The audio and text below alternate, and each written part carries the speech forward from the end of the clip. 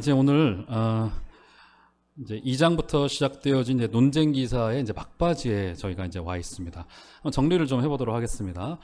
마가복음 1장에서 예수님께서는 백성들의 환호를 받고 예수님의 사역에 대하여 회당에서 사람들이 놀라고 당황하였습니다. 지금까지 이런 가르침은 있지 않았고요. 그리고 그가 가르치는 것이 서기관들과 같지 않고 권세 있는 자와 같아서 사람들이 다 놀랐다고 기록합니다. 사람들의 칭송을 받기 시작했고 제자들을 불렀고 또 군중들이 그에게 모여들기 시작했습니다. 그런데 이제 2장에서부터는 조금 다른 양상이 진행이 되어집니다. 2장과 3장 6절까지는 이제 소위 마가복음에 집약적으로 기록되어져 있는 예수님의 논쟁 기사입니다. 이때로부터 이제 반대에 부딪히기 시작하세요. 우리 2장에 제일 첫 번째 기록된 사건이 어떤 사건이었죠? 누워있던 중풍병자를 4명의 친구들이 여기 지붕을 뚫고 내렸죠. 누구나 다 볼 수밖에 없게 했습니다. 그렇죠? 그러면서 중풍병자를 고치시면서 어떤 점이 바리새인들의 마음을 불편하게 했죠? 예수님이 죄를 사하고 말았습니다. 그러자 예수님께서 상을 들고 일어나서 가라라고 하는 말씀으로 죄 사하는 권세가 있음을 보여주었습니다. 바리새인들이 마음으로 주님께 품고 있었던 불만을 이제 예수님이 짚어내시고 예수님이 먼저 언급하셨죠. 이 사건에서는. 그 다음엔 어떤 사건이었죠? 예수님께서 제자 한 명을 불러요. 근데 그 제자가 좀 논란이 많은 사람이었습니다. 그 사람 이름이 뭐였죠? 레위라고 하는 세리. 우리로 말하면 어떤 사람이에요? 매국노 뭐 이런 사람이었습니다. 누구나 다 문제가 될 수밖에 없는 사람을 주님께서 제자로 부르시면서 주님이 조금 우리 생각대로 지혜로우셨다면 이런 제자 안 부를 텐데 왜 부르셨을까요? 죄인과 함께 하시고 죽은 자와 함께 하시고 없는 자, 소외된 자와 함께 하시는 주님이 그것 때문에 오셨다고 하는 것을 보여주기 위해서 레위를 부르시고 레위의 동료들과 식사까지 하시면서 만천하에 나는 이런 자들과 함께 할 것이다. 인기가 올라가고 있던 와중에 찬물을 끼어 부어 붓는 이런 사건이 되고 말았습니다. 그 다음 지난주에 살폈던 건 어떤 논쟁이었죠, 여러분? 금식 논쟁이었죠? 그렇죠. 제자들과 예수님이 먹고 마셨어요. 먹고 마시는 먹보라고 하는 별명이 주님께 있었습니다. 그러자 주님께서 어떻게 합니까? 우리 모임이야말로 여기에서 기쁨을 뺀다면 아무것도 아니다. 그래서 교회의 첫 번째 표지는 여러분 기쁨이어야 됩니다. 물론 우리가 평생 웃고 살 수는 없겠죠. 기도할 때 괴로울 때도 있고 또 교회의 아픔을 놓고 민족의 아픔을 놓고 우리가 간절히 기도해야 될 때도 있겠지만 교회의 중요한 첫 번째 표지는 기쁨이다. 저는 바라기는 우리가 상황은 똑같을지라도 누구도 빼앗아갈 수 없는 그 기쁨. 이거는요 아무리 강조하고 강요한다고 기쁨이 오는 것 같진 않아요. 우리에게 주어지는 것. 한번 그 은혜를 맛보고 그럼 절대로 떠나갈 수 없잖아요. 우리 그런 거 있지 않습니까? 어느 한 날 여행을 갔다 왔는데 너무 맛있는 음식집을 발견해서 먹고 와서 집에 가서 설명을 합니다. 이렇게 맛있고 고추장도 적절히 내고 참기름도 맛있더라 이렇게 설명을 해도 모르죠. 어떻게 하면 알 수 있을까요? 드셔봐. 이렇게 하면 알 수 있습니다. 우리 가운데 하나님의 은혜가 경험되어져서 누구도 뜯어 말릴 수 없는 기쁨. 교회에 오지 말라고 아무리 얘기해도 어쩔 수 없어. 이게 예배하는 기쁨이 우리 교회 가운데는 그런 신기한 기쁨이 일어나는 은혜가 있기를 주의 이름으로 축원드립니다. 금식 논쟁을 통하여 주님께서 그것을 말씀하고 싶으셨습니다.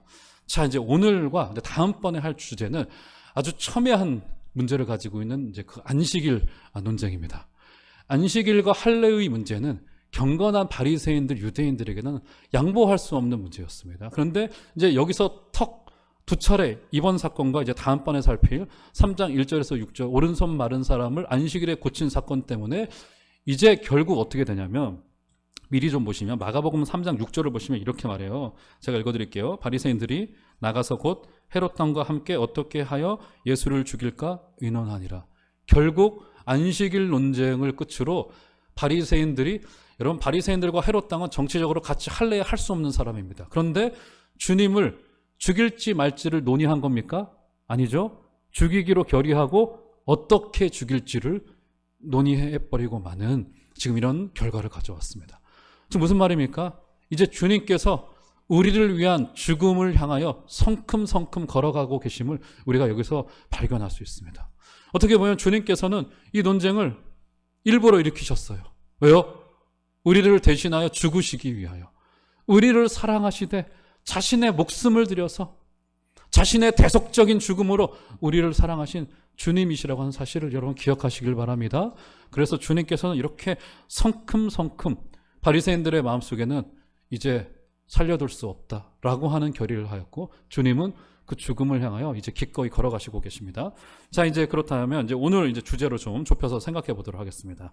오늘 주제는 이제 안식일이라는 주제입니다. 자, 오늘 이 말씀의 내용은 굉장히 간단합니다. 예수님이 제자들과 함께 밀밭을 지나가시다가 밀을 손으로 비벼서 이제 까서 제자들이 먹었던 것 같아요. 그런데 문제는 이게 마침 안식일이었습니다. 그 모습을 바리새인들이 예리한, 날카로운, 비난하려고 하는 눈으로 지켜보다가 마침 안식일에 그러는 것을 보고 예수님께 다가와서 아니 당신의 제자들 도저히 엉터리 아닙니까? 이렇게 비난하고 있는 장면에 해당되어집니다. 자, 오늘 이 안식일에 대한 이해를 좀 위해서 우리가 이제 오늘 몇 가지에 대한 좀 선지식을 가져야 될 필요가 있는데, 먼저 이제 바리새인들이 누구인지에 대하여 좀 알 필요가 있을 것 같아서 제가 간간히 말씀드렸지만 오늘 좀 정리를 좀 최종적으로 간략하게나마 좀 해보고 좀 넘어가도록 하겠습니다. 신약 성경에서 지속적으로 등장하고 있는 이 바리새인들, 자, 어감이 좋지 않아요. 뭔가 야비하게 들리죠. 바리새인들. 우리가 늘 이렇게 들어와서 그렇습니다. 자, 그러면 제가 질문을 한 가지 좀 드려볼게요. 구약 성경에서 바리새인들이 등장하나요, 등장하지 않나요? 네? 화나셨어요? 대답을 왜 안 주세요? 네. 등장하나요, 등장하지 않나요? 등장하지 않죠. 저는 저 혼자 설교 안 할랍니다. 반응해 주셔야 됩니다. 그럼 계속해서 멈춰 있습니다. 바리새인들이 등장하지 않죠.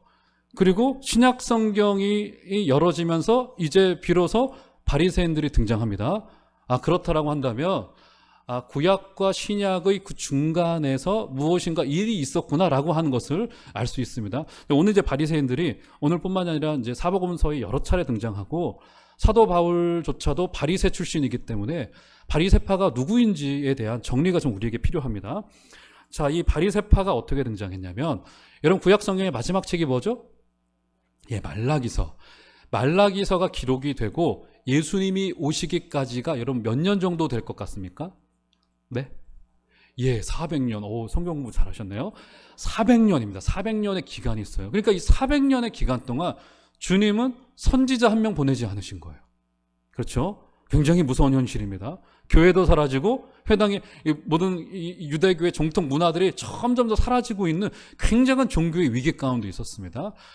그때를 소위 중간기라고 부릅니다. 중간기. 400년의 기간을 중간기라고 부르는데, 그 400년의 기간 동안에 고대 근동 지역이 팔레스타인 지역을 평정했던 왕이 한 명 있어요. 여러분 다 들어보셨던 왕이고, 그게 영화로도 만들어져서 그 왕이 이렇게 통치하고 나라를 이렇게 정복시켰던 그런 이야기들을 영화로 굉장히 재미있게 만든 영화 제목이 제 기억이 안 나는데 나중에 한번 찾아보세요. 그 왕이 누구냐면 우리가 잘 알고 있는 알렉산더 대왕입니다. 그런데 그 사람이 얼마나 뛰어난 사람이냐면, 단순히 힘으로 팔레스타인 지역의 여러 나라들을 굴복시킨 것뿐만이 아니라 어떤 일을 했냐면, 힘으로 굴복시키는 것만으로는 되지 않는다. 그래서 이들의 문화를 하나로 통일시켜야 된다라고 하는 명목하에 그 유명한 헬레니즘을 여기서 만들어냅니다. 헬레니즘은 동양 문화와 서양 문화를 교묘하게 결합을 시켰어요. 그래서 모두 다 그 헬레니즘의 그 찬란한 문명 앞에, 우리도 그랬잖아요. 그 일본 시대 때, 그때 아마 간간히 어르신들 지내오신 분들 계신데, 일본이 우리를 총칼로 위협했을 뿐만이 아니라 어떤 일을 했습니까? 창씨 개명하고 일본말 쓰게 하고, 그렇지 않습니까? 거기에 뭐 일본 국기에 절하게 만들고, 우리 교회에게는 그 뭡니까 신사참배하게 만들고, 이런 우리의 정신과 문화를 꺾으려고 하는 시도가 있었잖아요. 일본은 우리나라의 그것을 실패했는데 알렉산더 대왕은 그것을 대대적으로 성공해냅니다. 그래서 그때 당시를 힘으로 평정했을 뿐만이 아니라 헬레니즘으로 그들의 생각과 그들의 정신을 전부 다 굴복시키고 말았습니다. 그 헬레니즘에서 수많은 철학자들이 등장했어요. 지금 서구 문화의 근간이 되는, 합리주의의 근간이 되는 많은 철학자들이 발생을 했어요. 그런 것은 뒤로 하고, 그러면 유대인들에게는 어떤 일이 발생했느냐? 그들이 유대인들의 정신을 말살시키기 위하여 했던 첫 번째 정책이 뭐냐면, 모세 율법에 기록된 조항들을 지키지 않아도 된다. 더 나아가서는 지키지 말아야 된다라고 하는 명령이 내려지게 되어졌어요. 헬레니즘에 의해서. 그래서 이 일을 당해서 경건한 유대인들은 정확히 두 패로 갈렸습니다. 친헬라파, 반헬라파 갈려졌습니다. 반헬파는 누구예요? 우리 종교가 이래서는 안 된다. 우리는 경건하게 우리 유대교 종교를 지켜야 된다라고 하는 이 생각하에 끝까지 정절을 지켰던 자들, 이 바로 반헬라파인데, 그 중에서도 가장 극렬한 파 중에 하나가 바로 이 바리새파라고 하는 사람들이었습니다. 그래서요, 바리새라고 하는 뜻이 여러분 어떤 뜻인지 아세요? 바리새라고 하는 뜻은 원래 구별된 자라는 뜻을 가지고 있습니다. 거룩한 무리, 우리로 말하면 성도란 뜻을 가지고 있어요. 그러니까 사실은 바리새파는 굉장히 좋은 뜻입니다. 자신들이 지켜오던 좋은 전통, 모세 율법이 없어지지 않기 위해서 그 중에 서기관도 나왔고 필사하는 자들도 나왔고, 그래서 그들이 그렇게 율법을 열심으로 필사한 게 우리 이 성경 없어져서는 안 된다, 이 생각을 가지고 거룩한 전통을 지켜온 거예요.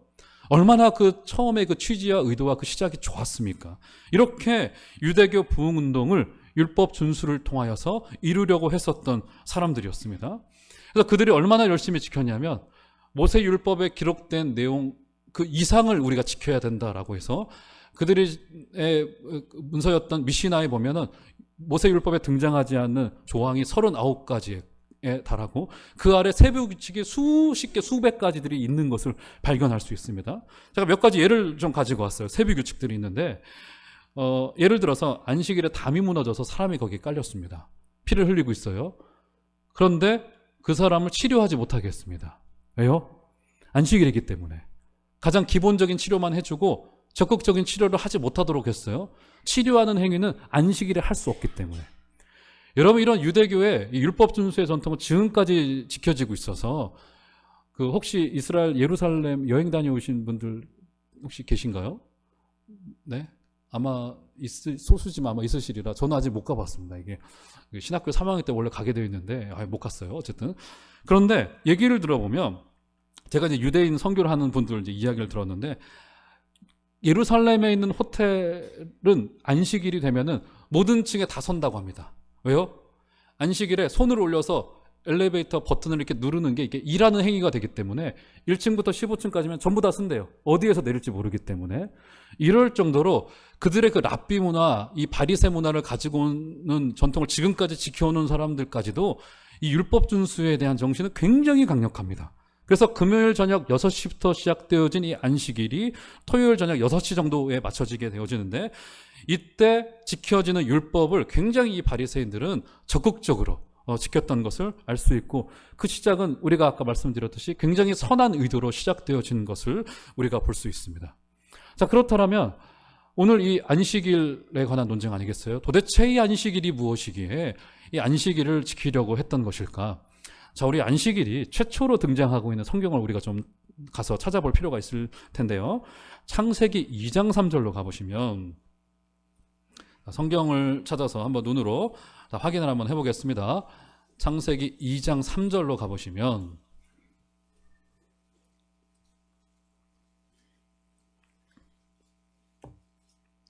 창세기 2장 3절 자, 찾으신 대로 다 같이 한번 한 소리로 읽어보도록 하겠습니다. 시작. 하나님이 그 일곱째 날을 복되게 하사 거룩하게 하셨으니 이는 하나님이 그 창조하시며 만드시던 모든 일을 마치시고 그날에 안식하셨음이니라. 여러분 눈을 한번 더 보시면 3절 초반절에 보면 어떻게 이야기합니까? 하나님이 그 일곱째 날을 어떻게 하셨다고요? 아하, 그러니까 안식일의 첫 번째의 정신은 복된 날이구나. 그리고 그 철학을 이어받고 있는 지금 우리 주일 아니겠어요?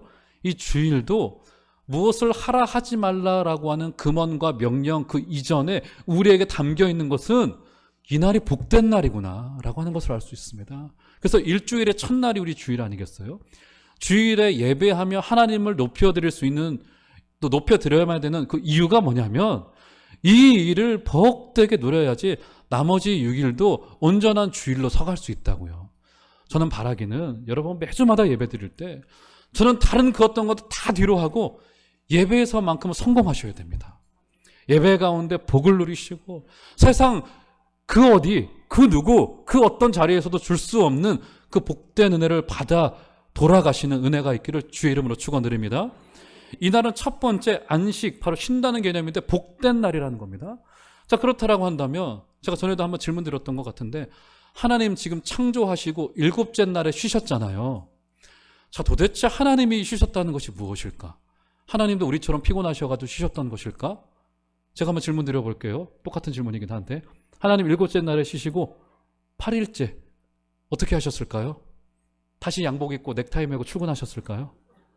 다시 일하러 가셨을까요? 아니죠. 주님은 계속 쉬셨죠. 그렇다라고 한다면 7일째 쉬셨다는 의미가 뭘까? 이것은 6일간의 하나님의 창조가 더 이상 손댈 것 없이 완벽했다라고 하는 의미입니다. 여러분, 그래서 저와 여러분들은 완벽하게 지어진 사람이에요. 거울 볼 때 가끔 얼굴이 왜 이 모양이야 이렇게 생각되시나요? 아니요, 그렇지 않습니다, 여러분. 하나님이 우리를 만드시고는 보시기에 심히 좋았더라라고 말씀하셨을 정도로 이 땅을 완벽하게 만드셨습니다.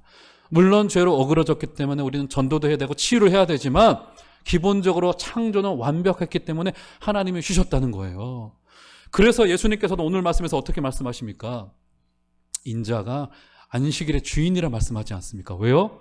창조주이신 예수님께서 안식일에 우리를 다 만들어 놓고 쉬셨기 때문에 오늘 이 복된 하나님의 은혜를 누리시는 여러분들 되시기를 주의 이름으로 축원드립니다. 자, 그런데 오늘 사건을 한번 되돌아가 보도록 하겠습니다. 이제 오늘 본문으로 한번 되돌아가 볼까요? 23절 보시면 이제 사건이 한 가지가 발생을 합니다. 제가 읽어드릴게요. 안식일에 예수께서 밀밭 사이로 지나가실새 그의 제자들이 길을 열며 이삭을 자르니. 눈에 생생하죠, 여러분? 예수님과 제자들이 밀밭을 지나가다가 밀밭이 이렇게 손으로 젖히면서 지나가지 않았겠어요? 제자들이 슬쩍슬쩍 이것을 뜯어 먹으면서 이렇게 손으로 비벼서 위를 아래를 이렇게 먹었던 것 같아요. 여러분, 저는 이것을 좀 바리새인들이 지금 비난했지 않습니까? 좀 상식적으로 생각해 봤습니다. 문화 이런 거 다 떠나서. 여러분, 안식일보다 지금 더한 문제가 있잖아요. 이 절도잖아요, 절도. 이거 남의 밭에 들어가서 지금 보리쌀 따먹은 거 아니겠어요? 제가 지금 살고 있는 집에 감나무가 큰 게 있는데 따먹으시면 안 돼요. 제 겁니다. 요즘 서리하면 큰일 나잖아요. 이런 상식적으로 생각하면 이거 절도죄가 더 문제라고요? 그런데 지금 이 바리새인들은 어떻습니까? 그것보다도 그것은 뒤로 한 채 아예 어떻게 합니까? 안식일에 손을 비벼서 밀을 따는 행위가 이게 추수하는 행위로 간주가 되어져서 그것을 죄지었다, 문제가 됐다, 거룩하지 못하다라고 주님을 향하여 비난하고 있는 겁니다. 그 얘기가 24절에 나와요. 보시면 바리새인들이 예수께 말하되 보시오, 저들이 어찌하여 안식일에 하지 못할 일을 하나이까? 라고 하면서 우리의 생각과는 전혀 다른, 지금 제자들이 길 가다가 배고팠던 것 같아요. 그래서 밀을 슬쩍 따먹은 것을 또 어떻게 봤어? 또 이게 제자들이 하는 것을 바리새인들이 예리한 눈길로 보고 있었던 겁니다. 그것에 대한 대답을 우리 주님께서 이제 구약의 한 사건을 들어서 대답을 하세요. 25절, 26절을 보시면, 자, 25절, 26절 다 같이 한번 읽어볼까요? 다 같이 한 소리를 읽겠습니다. 시작. 예수께서 이르시되 다윗이 자기와 및 함께한 자들이 먹을 것이 없어 시장할 때 한 일을 잃지 못하였느냐? 그가 아비아달 대제사장 때 하나님의 전에 들어가서 제사장 외에는 먹어서는 안 되는 진설병을 먹고 함께한 자들에게도 주지 아니하였느냐? 자, 여러분, 이게 어떤 사건입니까? 다윗이 사울에게 쫓길 때의 사건이에요. 자, 나중에 성경을 한번 찾아보세요. 사무엘상 21장 1절에서 6절에 등장하는 사건인데요. 구약 성전의 금상 위에는 두 가지가 올려지게 되어져 있었습니다. 하나는 금촛대가 올려지게 되어져 있었고, 나머지는 안식일에 12지파를 상징하는 12떡이, 12빵이 올려지게 되어져 있습니다. 일주일에 하루를 진열을 했습니다. 안식일 하루 동안 진열을 했어요.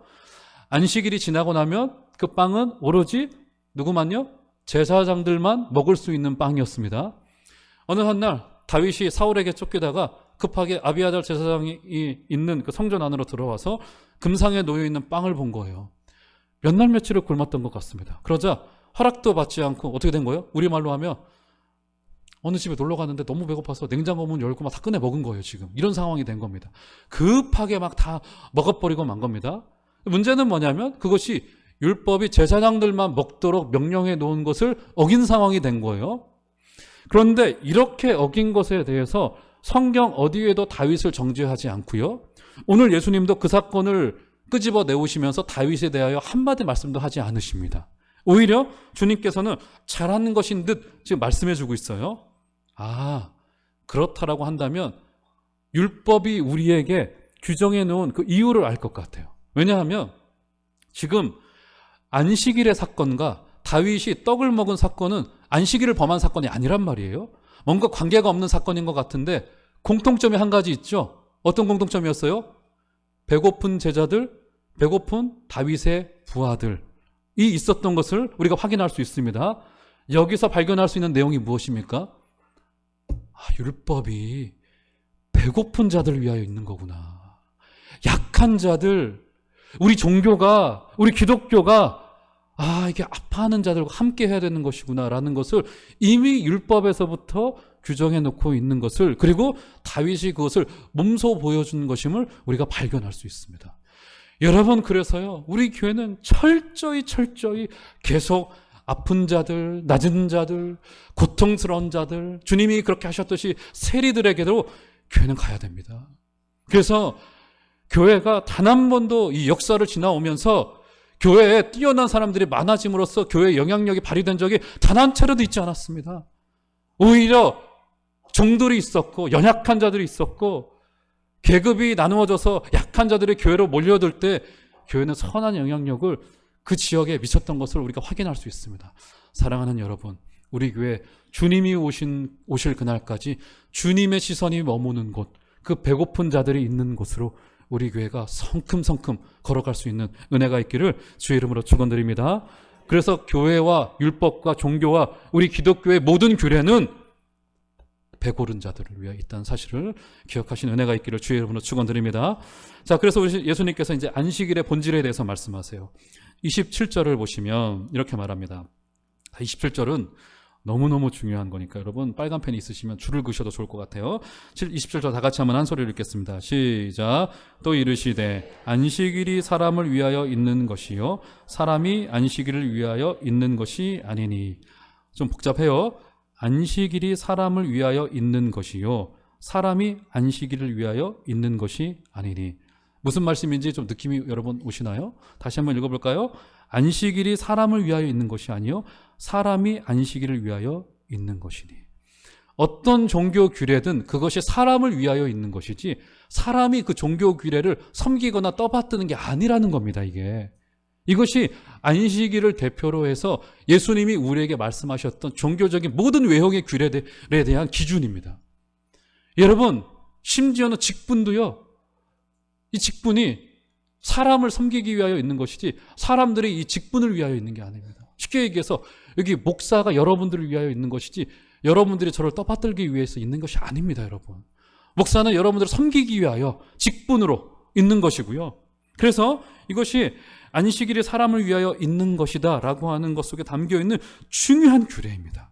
그래서 이 안식일을 비롯한 모든 기독교의 규례들은 어떤 것이든 누리도록 허락한 날이고 우리로 기쁨을 누리도록 하는 것이고 사람을 섬기도록, 생명을 섬기도록, 아픈 자들로 우리의 발걸음을 옮기도록 편의상 우리에게 주어진 것이라는 사실을 이런 꼭 기억하시길 바랍니다. 그래서 이것은 우리에게 선물로 주신 것입니다.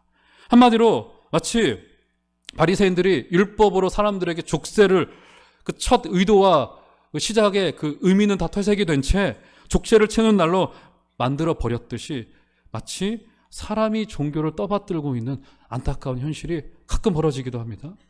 제가 어제 책을 한 권 읽는데 재미있는 이야기를 하나 읽었어요. 어떤 목사님께서 이제 90년대 중반 이야기입니다. 목사님께서 한 교회 이제 담임 목사로 저처럼 이제 젊은 시절에 부임을 하게 된 겁니다. 부임을 했던 이제 교회 여러 이제 문화가 있는데 그 중에 하나가 뭐냐면, 저도 이제 그런 건 처음 들어봤는데, 그 교회는 목사가 예배를 인도할 때 항상 흰 장갑을 이렇게 끼워야 된다는 것이 규례처럼 있어서 목사님께서 이제 몇 년 동안 끼고서 예배를 인도를 하셨어요. 그런데 이제 몇 년을 지나다 보니까 이게 강대상 위에서 흰 장갑을 매주마다 끼는 게 쉽지 않은 일인 겁니다. 여러분도 눈치채셨겠지만 저도 성경 넘길 때 잘 안 넘겨줘서 이렇게 하고서 이렇게 하거든요. 근데 이게 성경이 두세 장씩 넘겨지죠. 또 이 강단 위에 올라오면은 이게 또 이제 막 예민해져가지고 말도 꼬이고 손도 꼬이고 장갑은 껴지 이러면 복잡하셨을 것 같아요. 그래서 수년이 지나고 나서는 너무너무 힘들고 또 인간적으로 좀 짜증도 나고 해서, 여러분 항상 이게 물컵이 여기 있잖아요.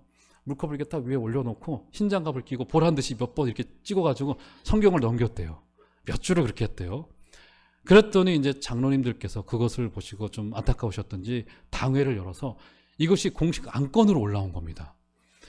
이 예배 때 흰장갑을 껴야 되느냐 마느냐의 문제를 가지고 근데 그 교회는 그것이 이제 더 중요했던 게, 흰장갑을 끼워야만이 더 거룩한 예배다라고 하는 통념이 교회 가운데 그 명제가 있었던 거예요. 그래서 목사님께 이것을 벗어야 되냐 말아야의 문제를 가지고 논의를 하다가 결국 당회가 장갑을 벗도록 허락을 해주어서 수년 만에 장갑을 벗었다고 합니다. 근데 그 목사님이 기록해 놓기를, 그 당회를 하면서 왜 최초로 장갑을 끼게 됐는지를 알 수 있게 됐대요. 처음으로. 수년 만에 처음으로 알 수 있게 된 겁니다. 여러분, 그 첫 의도가 참 좋았더라고요. 그 교회가 어떤 교회냐면, 6.25 동란이 맞춰지고 나서 이제 서울 지역에 그 피난민들을 중심으로 개척이 된 교회였어요. 담임 목사님도 피난민이셨고, 최초로. 그때 당시 얼마나 이제 우리나라가 이제 그 시절을 지나오신 선배님들 여기 계신데, 얼마나 힘든 시절을, 그 가난한 시절을 겪어왔습니까? 근데 또 막 교회가 부흥될 시기였잖아요. 주일 예배 오시는 분들이 수요 예배 그대로 오시고 막 이런 분위기였잖아요. 수요 예배를 이제 우리처럼 저녁 때 이제 드리는데, 이제 아무래도 성도님들은 다 가난한 분들이다 보니까 길바닥에서 장사하시다가 이렇게 오시는 분들이 대부분이란 말이에요. 근데 수요 예배 중에도 어떻게 합니까? 그때 당시에, 지금은 이제 그런 게 다 사라졌으나 이제 헌금위원이 되셔서 이제 헌금을 매주 수요일마다 드렸어요, 교회가. 헌금위원을 세워야 됐습니다.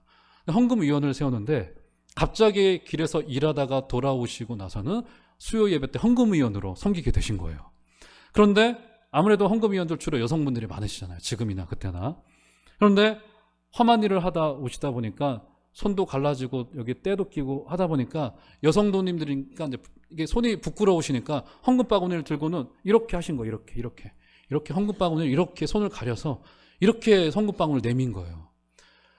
그래서 담임 목사님이 그 모습을 보시고는 너무 안쓰러운 마음이 들어서, 그렇다라고 또 헌금위원들만 장갑을 끼시오 이렇게 말하면 더 상처를 받으실 수 있어서 모든 예배위원들은 전부 다 흰 장갑을 낍니다. 이렇게 선포를 하신 거예요. 얼마나 선한 의도였습니까? 그때부터 담임 목사님, 장로님들, 헌금위원들, 찬양대원들 전부 다 장갑을 끼고서 이 예배 인도를 한 겁니다. 얼마나 선한 의도였어요? 그런데 이제 시간이 지나면서 첫 선한 의도는 기억에서 사라지고, 이제 그 교회에 무조건 흰 장갑을 끼워야지만 여기 강대상에 오를 수 있다라고 하는 명제만이 남아 있었던 상황이 된 겁니다. 이렇게 형식주의가 자리 잡게 되어졌고, 이것을 이제 바꿔가는데 수년이 걸렸던 그 어려운 이야기를 제가 웃으면서 이야기를 들어보면서, 아주 작은 사례이긴 하지만 이렇게 형식주의의 첫 의도가 사라지고 빠질 수도 있겠구나 싶은 생각을 했습니다. 그래서 오늘 주님의 말씀의 결론, 여러분 28절로 한번 가보시겠어요? 28절에서 다 같이 한번 28절 마지막이니까 한번 한 소리로 읽겠습니다. 시작. 이러므로 인자는 안식일에도 주인이라. 어떻습니까? 바리새인들이 그렇게 형식주의에 빠질 수밖에 없는 이유에 대하여 주님께서 여기서 적극적으로 밝히고 있죠. 그들이 못 봤던 것이 무엇입니까? 우리 주님께서 이 안식일의 주인이시라는 것을 잊고 말았습니다. 모르고 말았습니다. 주님이 안식일에도 주인이라는 사실은 어떤 의미를 내포하고 있습니까? 안식일로 시작되어지는 일주일의 주인이시고, 세상의 주인이시고, 오늘 말씀의 제목처럼 온 땅의 주인이시고 우주의 주인이시라고 하는 사실에 대한 인정이 그들 가운데 있지 않았습니다. 그래서 신앙의 본질에는 이 예수님이 누구이시고, 그분이 세상의 주인이시고, 그분이 우리와 인격적인 충만한 교제를 누리실 분이라고 하는 사실이 그 신앙의 본질에 있다라고 하는 사실을 우리에게 이 본문이 가르치고 있습니다. 사랑하는 여러분, 이번 한 주간 동안에도 주님이 이 주일의 주인이시요, 월요일에도 주인이시요, 화요일, 토요일까지 주인이시요, 온 땅의 주인이시요, 세상의 주인이시요, 우주의 주인이심을 믿고 한 주간에도 그 어떤 것보다도 우리 교회는 생명을 앞장세우는, 사람의 배고픔을 앞장세우는 은혜가 있기를 주의 이름으로 축원드립니다. 그래서 주님의 시선이 머문 그곳, 주님의 아픔이 머문 그곳에 우리 교회도 기꺼이 헌신할 수 있게 되어지는 복된 은혜와 동참이 있기를 주의 이름으로 축원드립니다.